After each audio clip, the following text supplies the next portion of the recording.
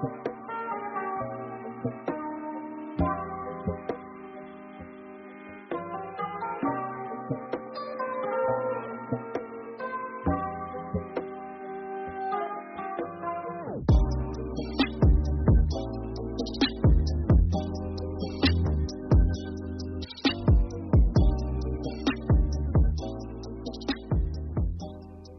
Sunday teman-teman, welcome back to River Christ Community. Dimanapun kalian berada, mari kita sembah Tuhan, mari kita puji Tuhan, mari kita tinggikan namanya.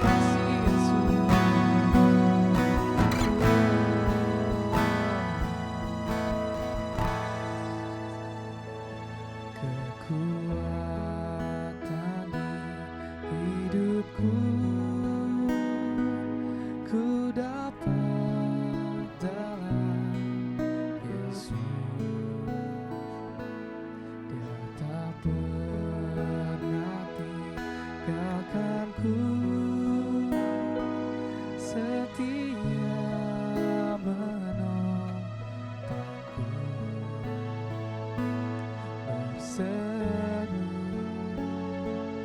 berharap dalam Yesus.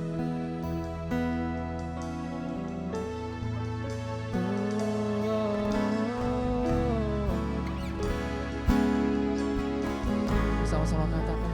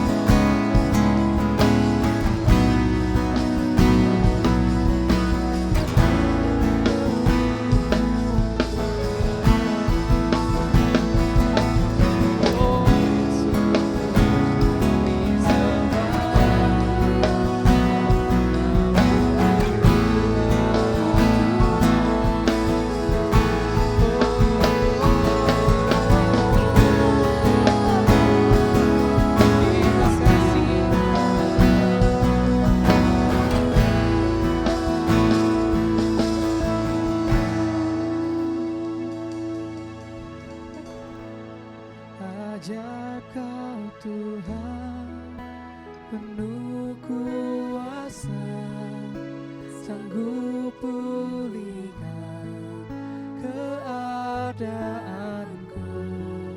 Dalam tangan-Mu seluruh hidupku tak akan goyah.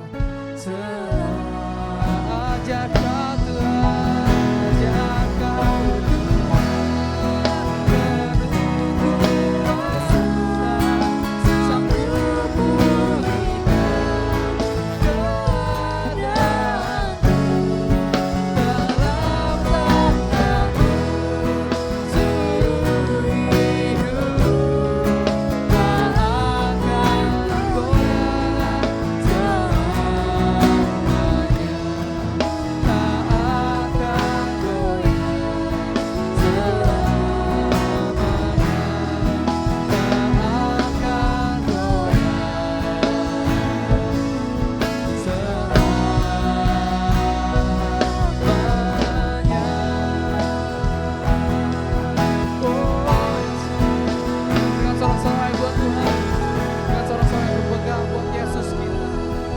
Tuhan kita, alas kita. Terima kasih Tuhan. Terima kasih Tuhan, terima kasih Tuhan Yesus. Terima kasih Tuhan Yesus atas penyertaan-Mu Tuhan Yesus. Kami sudah praise and worship You Tuhan Yesus.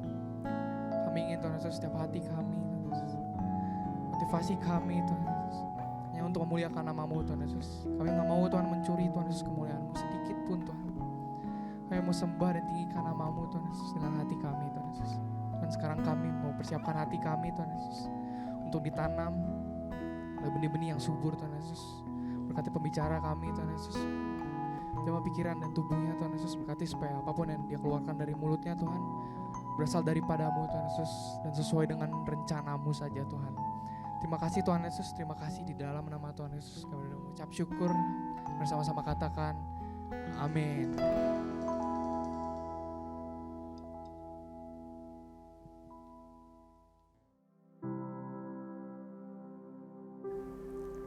Oke, shalom teman-teman, happy Sunday.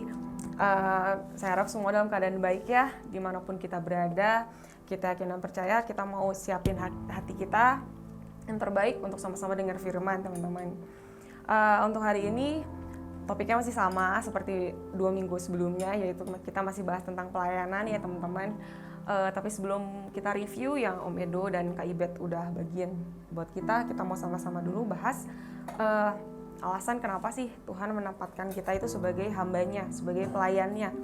Kita tahu ya kita juga anak Tuhan, kita juga domba-dombanya, bahkan kita itu sahabatnya Tuhan. Tapi kenapa Tuhan tempatkan kita sebagai pelayannya? Teman-teman kita semua tahu ya kalau pengorbanan Tuhan Yesus di atas kayu salib itu adalah membayar semua dosa kita, menebus kita teman-teman. Kalau di zaman dulu seorang budak itu dibeli, bukan kayak pembantu zaman sekarang ya, bukan kayak pembantu rumah tangga gitu, beda. Tapi dia itu dibeli keseluruhan hidupnya, jadi seumur hidup budak itu harus mengabdi pada tuannya. Nah, sama seperti kita teman-teman, kita udah dibeli sama Tuhan, sehingga kita bukan budak dosa lagi, tapi kita semua hamba kebenaran teman-teman. Kita semua punya tugas yang sama untuk melakukan misi Tuhan Yesus di dunia ini. Nah, hal ini jadi peringatan buat kita, jadi sama-sama ngingetin kita kalau Tuhan mau lakuin sesuatu, Tuhan mau kita mengerjakan sesuatu buat kerajaannya teman-teman. Nah, kalau Om Edo bahas tentang pelayanan pribadi, ini yang jadi modal utama kita ya teman-teman. Kita tahu ternyata pelayanan pribadi itu sangat penting karena ternyata sebelum kita melayani Tuhan, sebelum kita melayani sesama kita harus penuh dulu, kita harus care sama kebutuhan utama kita, yaitu kebutuhan akan pengenalan akan Tuhan, kebutuhan hadirat Tuhan setiap hari teman-teman. So, justru di waktu-waktu saat-saat ini teman-teman ya, kalian yang masih sekolah dari rumah, ada yang juga kerjanya masih dari rumah, pakai kesempatan ini buat jadi momen-momen terbaik untuk bisa melayani diri kalian sendiri. Nah, setelah kita merasa kita sudah melayani diri kita sendiri, kita bisa dengan maksimal melayani Tuhan teman-teman. Melayani Tuhan itu bukan hanya di gereja tapi juga di luar gereja. Tapi kalau kemarin Kak Ibet sama-sama ingetin kita tentang pelayanan di gereja ini ya teman-teman, yaitu melayani Tuhan, melayani jiwa-jiwa, melayani sesama kita yang seiman, buat kita sama-sama bertumbuh dalam iman. Nah teman-teman, kita mau sama-sama ingat 4 poin yang Kak Ibet udah bagiin buat kita, yaitu tentang komitmen teman-teman ya. Setelah komitmen harus ada progresnya, setelah itu kita harus enjoy teman-teman, dan harus ada pengorbanan yang keempat. Teman-teman, kita jadiin pegangan buat kita, dan kita ingat selalu dalam pelayanan dimanapun dan kapanpun, biar ini terus jadi berkat buat kita teman-teman. Teman-teman, seperti tadi udah saya singgung ya, kalau melayani Tuhan itu melayani sesama. Dasarnya apa sih teman-teman kita melayani? Gak ada dasar lain, hanya satu, yaitu dasarnya kasih teman-teman. Di 1 Korintus 13 ayat 4-7 di situ disebutkan semua definisi kasih teman-teman. Nah, kita mau bahas poin keduanya, yaitu tentang murah hati. Kenapa murah hati ini penting? Murah hati ini jadi poin penting untuk kita belajar melayani Tuhan dengan hati yang tulus, melayani sesama kita dengan hati yang tulus, teman-teman. Kita mau sama-sama baca di Filipi 2 ayat 3-4, yaitu gimana Paulus memberikan kita nasihat untuk memberikan kita posisi hati untuk kita siap bermurah hati kepada sesama kita, teman-teman. kita baca di ayat ketiga B-nya, yaitu setelah tanda titik 2 ya teman-teman. Hendaklah kamu sehati sepikir, dalam satu kasih, satu jiwa, satu tujuan, dengan tidak mencari kepentingan sendiri atau puji-pujian yang sia-sia. Sebaiknya hendaklah dengan rendah hati, yang seorang menganggap yang lain lebih utama dari dirinya sendiri. Dan janganlah tiap-tiap orang hanya memperhatikan kepentingannya sendiri, tetapi kepentingan orang lain juga. Jelas banget ya teman-teman, waktu itu Paulus ngasih nasihat buat kita. Saat kita menempatkan kepentingan kita di bawah kepentingan orang lain, kita akan belajar bermurah hati teman-teman. Nah, hari ini kita mau bahas dalam 2 bagian besar teman-teman, tentang dalam hal-hal apa aja sih kita harus bermurah hati, compassion itu teman-teman. Pertama kita mau bahas tentang kita bermurah hati kepada kebutuhan jasmani teman-teman kita, sesama kita. Dan yang kedua yang paling penting adalah teman-teman kita belajar bermurah hati terhadap keselamatan jiwa sesama kita teman-teman. Di yang poin pertama kita mau sama-sama belajar dari pengajaran Tuhan Yesus sendiri teman-teman. Di Lukas 6 ini Tuhan Yesus tuh memberi pengajaran kepada penduduk ya, kepada massa yang sangat banyak waktu itu setelah dia perform mujizat-mujizatnya. Akhirnya Tuhan Yesus kayak jadi sosok yang terkenal, diikutin kemanapun. Tapi ternyata Tuhan Yesus memberikan pengajaran yang sangat bertolak belakang sama dunia ini teman-teman. Kita mau sama-sama buka di Lukas 6 ayat 27 sampai 35. Nah sebelumnya teman-teman, sebelum ke perikop ini, Tuhan Yesus tuh ngajarin ke para massa yang besar itu tentang ucapan bahagia dan peringatan. Nah ternyata yang dianggap, yang menurut Tuhan Yesus itu yang harusnya berbahagia adalah mereka yang miskin, mereka yang lapar, mereka yang dibenci karena nama Tuhan. Dan malah justru yang celaka adalah mereka yang saat ini tuh mereka kenyang, yang mereka saat ini tuh kaya, yang mereka saat ini tuh menerima pujian orang. Nah, bisa bayangin teman-teman, penduduk yang awam dengar pengajaran yang seperti itu, mungkin Tuhan Yesus dianggap sesat. Tapi inilah yang jadi pengantar untuk mereka bisa menerima pengajaran yang selanjutnya di perikop kedua ini teman-teman, yang mau kita sama-sama bahas, yaitu tentang mengasihi musuh. Nah, sebelumnya saya juga agak ragu kenapa sih murah hati ini dikaitkan dengan mengasihi musuh. Jawabannya jelas banget. Kita loncat ke ayat terakhir di perikop tersebut, yaitu ayat 36. Hendaklah kamu murah hati seperti Bapamu adalah murah hati. So teman-teman, standar murah hati yang Tuhan kasih buat kita anak-anaknya, nggak hanya sekadar kita bermurah hati kepada mereka yang baik sama kita. Kita bermurah hati kepada keluarga kita bermurah hati kepada mereka yang baik sama kita pokoknya. Tapi Tuhan Yesus ajarin kita bermurah hatilah kepada mereka yang gak bisa balas kamu, yang gak bisa balas jasa kamu. Di situ Tuhan Yesus ajarin tentang memberi, tentang meminjamkan. Bahkan Tuhan ajarin respon hati kita saat kita itu dianiaya teman-teman. Saat kita ditampar pipi kanan, kita harus siap-siap buat ditampar pipi kanan lagi dan tetap memberikan pengampunan teman-teman. Nah, tentang memberi, saya mau bagian sharing sedikit. Jujur saya adalah orang yang tidak bermurah hati, orang yang pelit. Tapi Tuhan ajarin saya, setelah saya tahu kebenaran ini teman-teman, ternyata kita bisa melatih hidup kita untuk jadi anaknya yang murah hati dengan satu tindakan nyata teman-teman. Selain pengenalan kita akan Tuhan, kita harus bisa berani melakukan sesuatu teman-teman.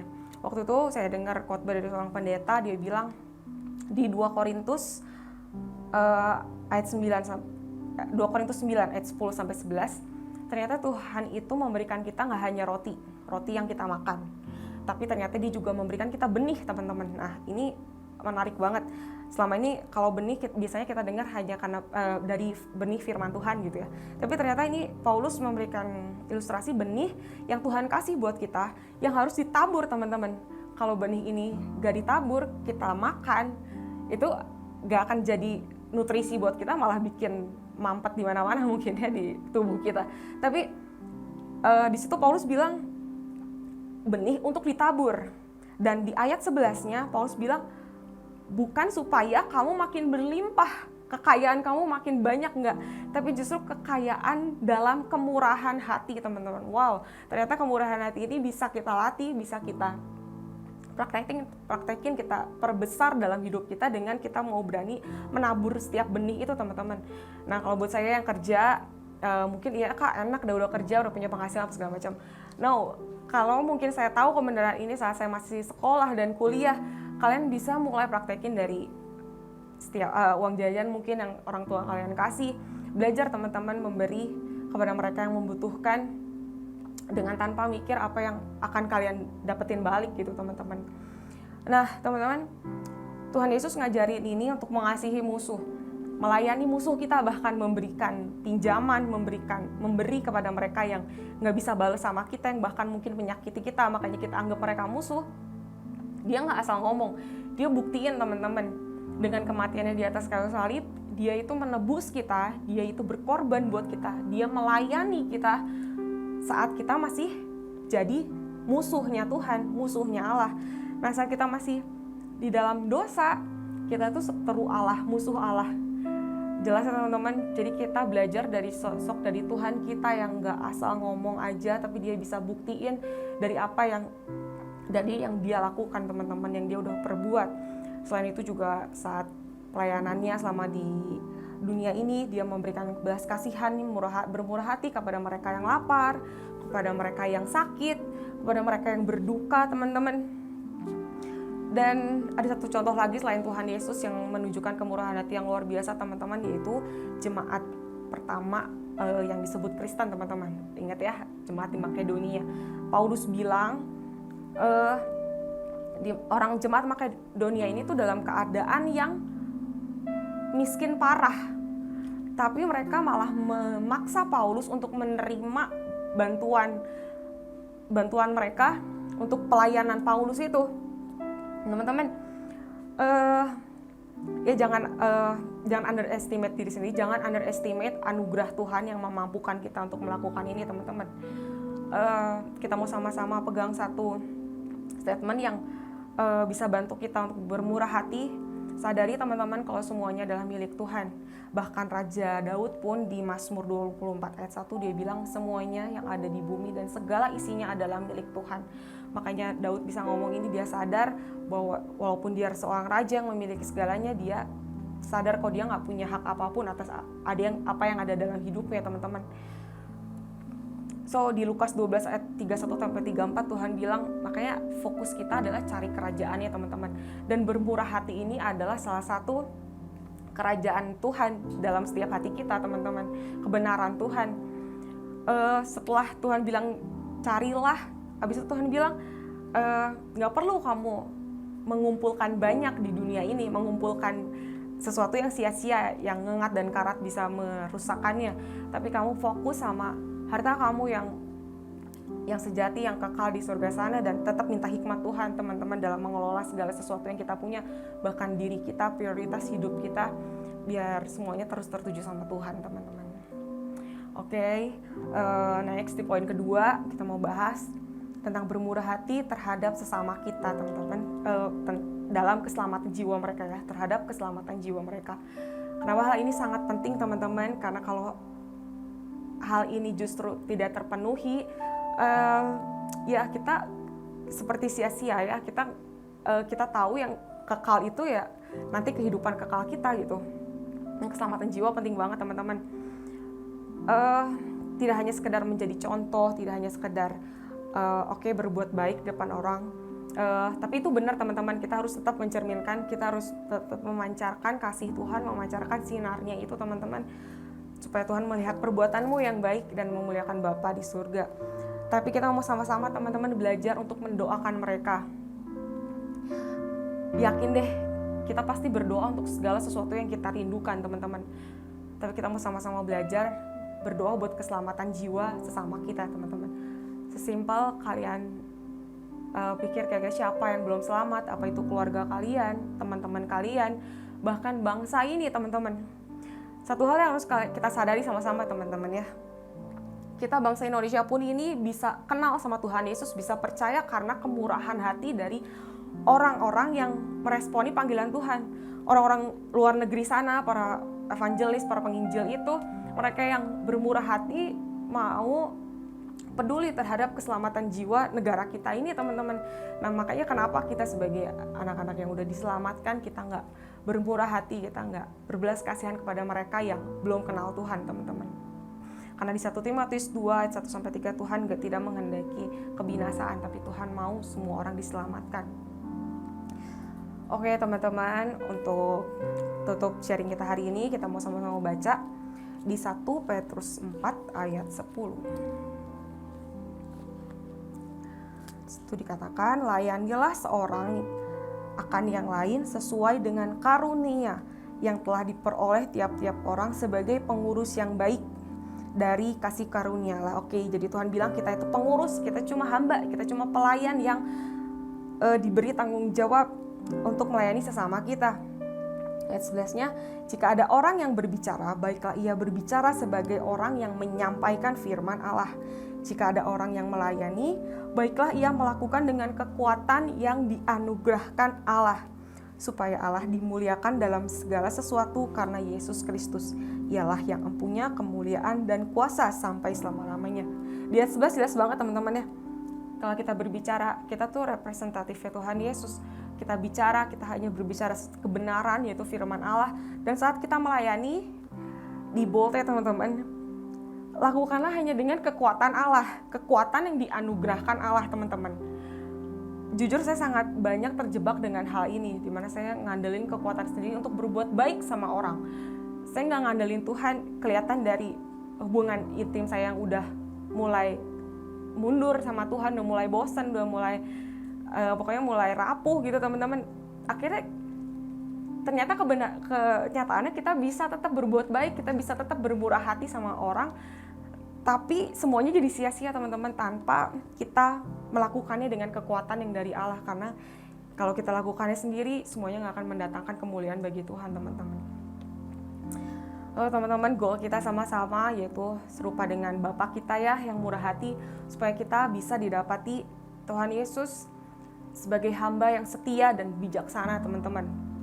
Saat Tuhan Yesus nanti datang kedua kalinya, dia jemput kita nggak jadi orang yang gerasa gerusu, yang ketakutan, enggak ya teman-teman. Kita punya posisi hati sebagai hamba yang udah siap, yang udah ready, udah ngelakuin segala sesuatu yang Tuhan mau dalam hidup kita, yang tugas-tugas kita, sehingga Tuhan gak datang sebagai pencuri. Kita gak kaget karena kita udah prepare, bahkan kita sangat menanti-nantikan kedatangan Tuhan, teman-teman. Teman-teman, semua ini gak akan jadi sesuatu yang masuk akal buat kita, kayak sampai kita itu ngerti hatinya Tuhan, sampai kita ngerti Tuhan tuh mau apa sih sebenarnya dari setiap kehendak-kehendaknya ini. Nah teman-teman, salah satu caranya hanya kita mau belajar kenal Tuhan lebih lagi. Kita mau belajar kenali hatinya teman-teman, sampai kita kira ngerti kenapa Tuhan harus mengasihi musuh, kenapa harus melayani musuh bahkan. Oke teman-teman, kalau sebentar kita mau sama-sama small group ya.